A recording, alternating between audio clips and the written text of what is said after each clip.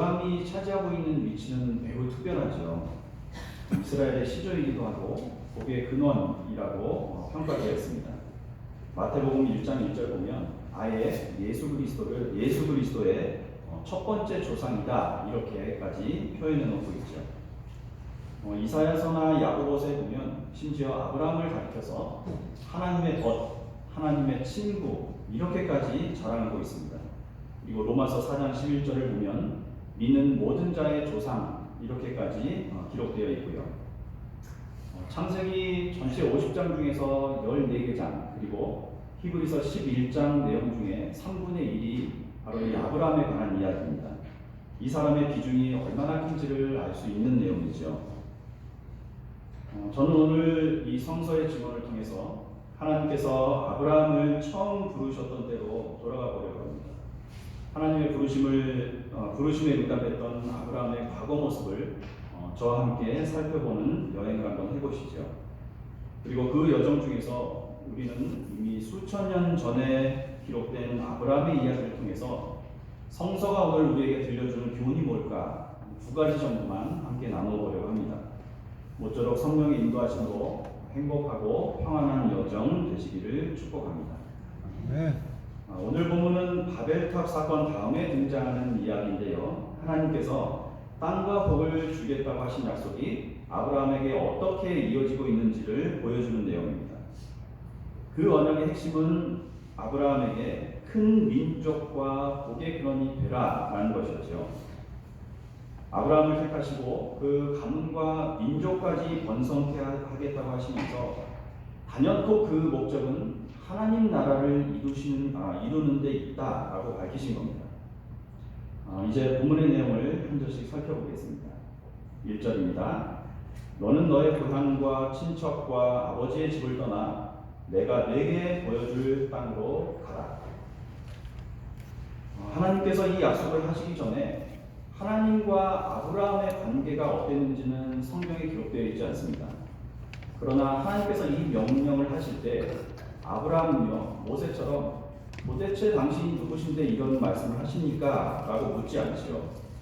이런 상황으로 봐서는 아마도 아브라함이 이미 이전부터 하나님과 밀접한 관계를 가지고 있었을 것이다 라고 추측해 볼 수가 있습니다.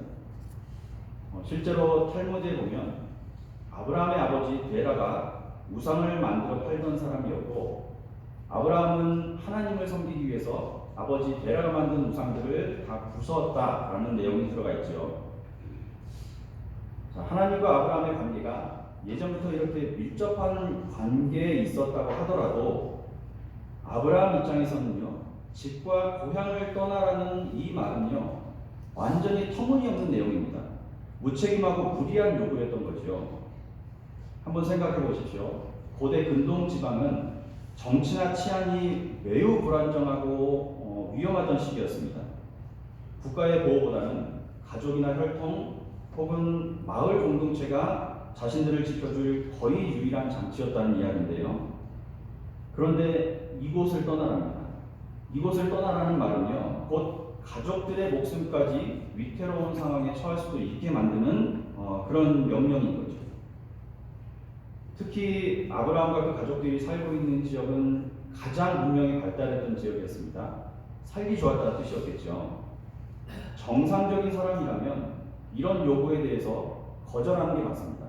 아니면 최소한 다른 대안은 없을까요? 라고 질문이 나와야 되는 거죠. 그런데 이런 반응이 아브라함에게는 없습니다. 그리고 4절을 보십시오. 기다렸다는 듯이 여호와의 말씀을 따라갔다 라고 되어 있습니다. 도대체 아브라함이 이런 결단을 내릴 수 있는 힘은 어디서 나왔을까요? 2절과 3절을 보면 아브라함에게 주셨던 약속이 조금 더 구체적으로 나옵니다.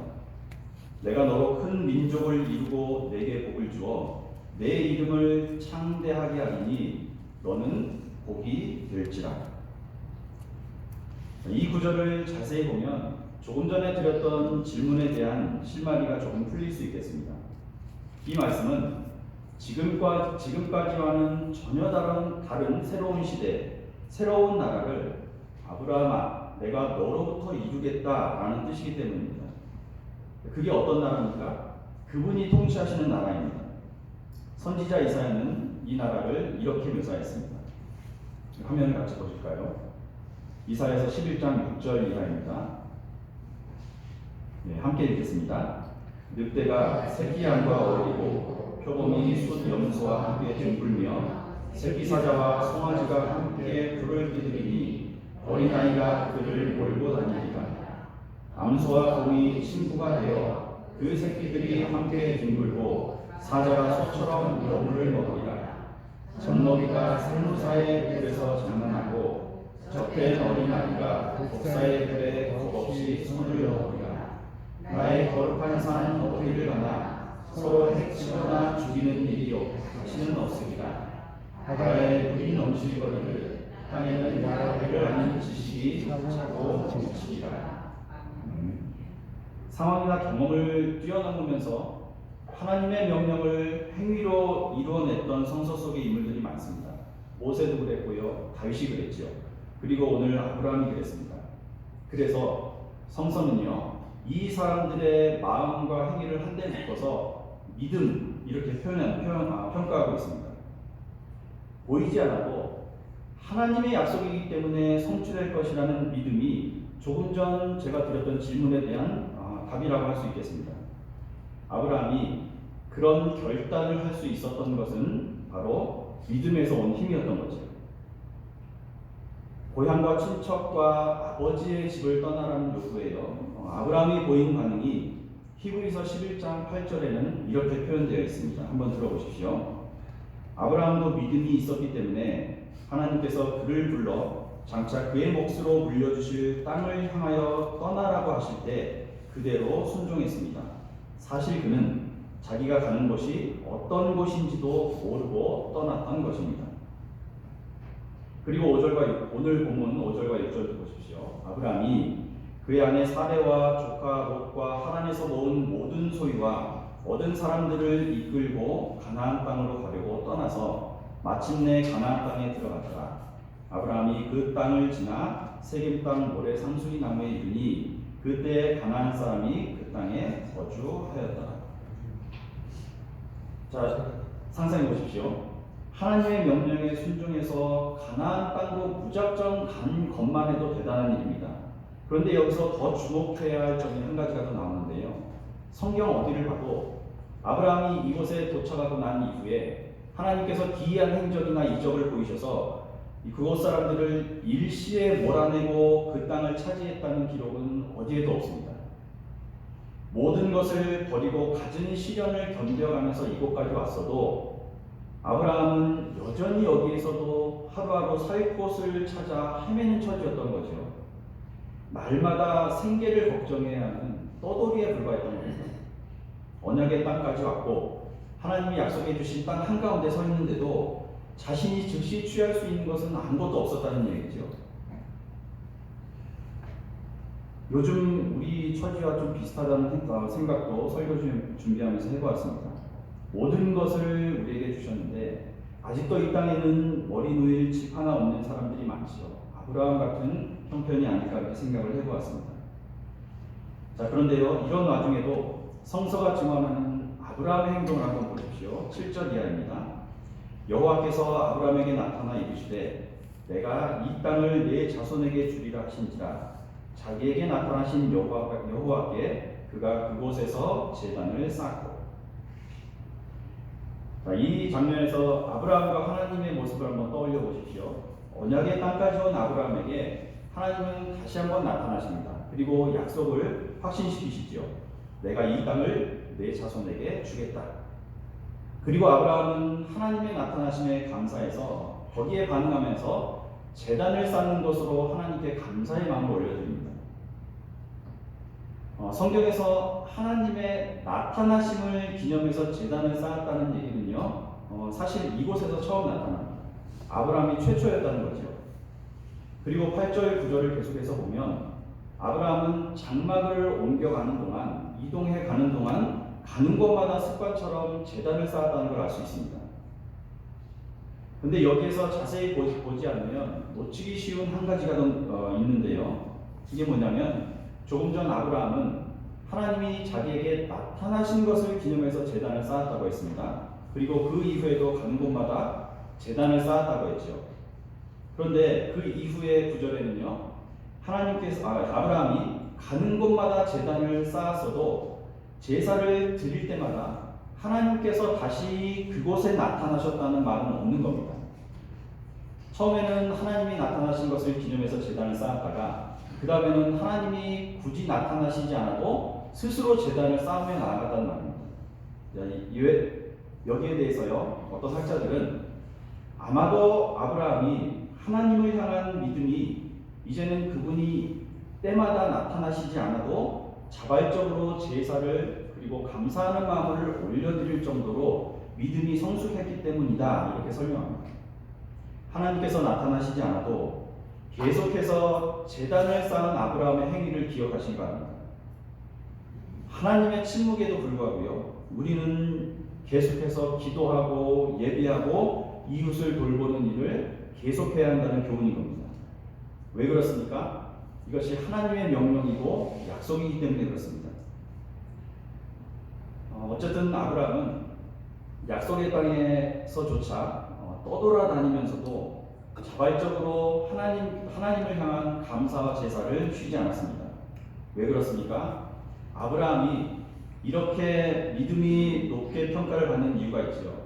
아브라함의 믿음은요, 즉시 응답받을 수 있는 것 때문에 혹은 거기에 기인해서 생긴 게 아니기 때문에 그렇습니다. 약속이 성취되는 게 자기가 살아있을 때인지 아니면 훨씬 후대인지에는 관심조차 없었던 거죠. 그냥 하나님의 약속이기 때문에 묵묵히 하루하루 성실히 환경이나 상황에 흔들림 없이 그냥 살아왔던 겁니다. 떠도는 중에도 오로지 그날 하나님 약속을 믿고 거기에만 소망을 두면서 제단을 쌓아왔던 것이 아브라함의 신앙이었던 거죠. 바로 이런 점 때문에요, 히브리서 기자는 아브라함의 믿음에 대해서 바라는 것들의 실상이요 보이지 않는 것들의 증거를 받은 사람이라고 평가하고 있는 겁니다. 비록 당장은 빈손이어도 이미 내가 받은 것으로 여기면서 소망을 품고 감사할 줄 알았던 것이 아브라함의 믿음이었다는 말입니다. 이 자리에 계신 저나 여러분들 모두 이런 아브라함 같은 믿음을 소유하시기를 축복합니다. 자, 이제 이 아브라함 이야기를 보면서 오늘을 사는 우리가 어떤 목소리에 귀를 기울여야 하겠습니까? 많은 교훈들이 있겠지만 처음에 말씀드린 대로 두 가지만 함께 나눠볼까 합니다. 첫째는요, 아브라함은 버리기에 익숙했다는 겁니다. 그는 하나님의 약속을 믿고 신뢰하는 순간 오랫동안 누려왔고 익숙했던 많은 것들로부터 떨어져 나와야 됐습니다. 하나님이 아닌 것들을 귀하게 여기던 삶에서 떠난 거죠. 사실 버리기에 익숙하다는 것은요, 하나님께서 내 모든 것의 주인이시다라는 것을 인정하는 겸손이 없으면 불가능한 겁니다. 제가 개인적으로 아주 좋아하는 작가 중에요, 정채봉이라는 분이 있습니다. 생각하는 동화 또는 오세암 이런 작품들을 들어보신 적이 있으실 텐데요. 한국의 성인 동화라는 새 장르를 개척하셨고 어른들에게 따뜻한 동심을 회복하신 분, 이렇게 평가를 받는 분입니다. 이분이 1998년에 간암 선고를 받고 나서 오랫동안 투병 생활과 창작 생활을 병행하다가 지난 2001년인가 세상을 떠난 걸로 알고 있습니다. 이분의 딸도 아버지의 영향을 받아서 지금도 동화 작가로 활동하고 있는데요. 아버지를 떠나보내고 난 후에 엄마 품으로 돌아간 동심이라는 책을 출간한 적이 있습니다. 그런데 아버지를 보내고 나서 그 슬픔이 얼마나 컸는지 그 책의 서문에 이런 글을 남겼습니다. 한번 읽어드리겠습니다. 아버지가 가신 후 한동안 저는 아무것도 할 수 없었습니다. 아버지에 관한 그 무엇도 담담하게 대할 수가 없었습니다.